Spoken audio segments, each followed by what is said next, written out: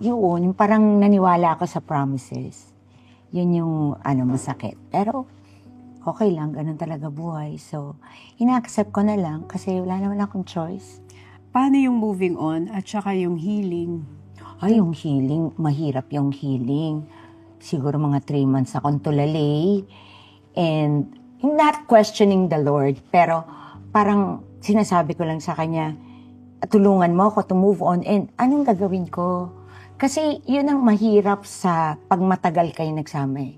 Yung ano ba yung mga fears mo? Una, yung fear of the unknown. Saan ako pupunta? Doon ako unang nangarag, yung ano gagawin ko after nito? And then yun nga, yung growing old, sabi mo nga na idea na growing old together, ganyan-ganyan. May mag-aalaga sa'yo. Na alam ko naman na mas old ako sa kanya, pero at least may makakasama ako, may kausap ako, ganyan.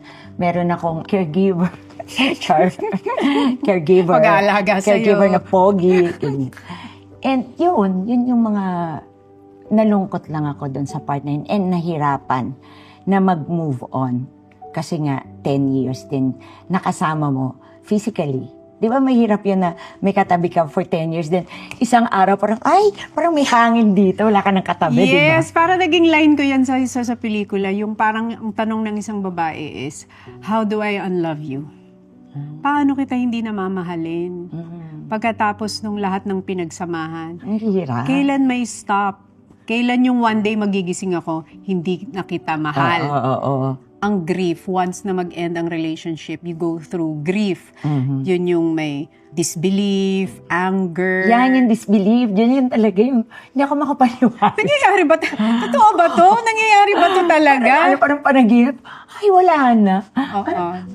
Parang bula. Ay, nangyari. Yun na yun, tapos na? Oo, yung Ito na yun?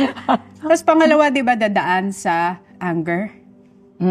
May part ng anger. Yes, gigil factor. Yes. Nagigigil ka. Kasi isa-isahin mo yung details in your head. Yung may kaya pala. Tapos mako-connect mo yung dots Yes, in your yes, head. yes. Di ba Totoo. yung nagko-connect yung story, yung timeline. Kaya pala ganun. Ganun. Tapos, ewan ko kung dumaan ka din sa stage, yung iba dumadating din sa in denial. In denial.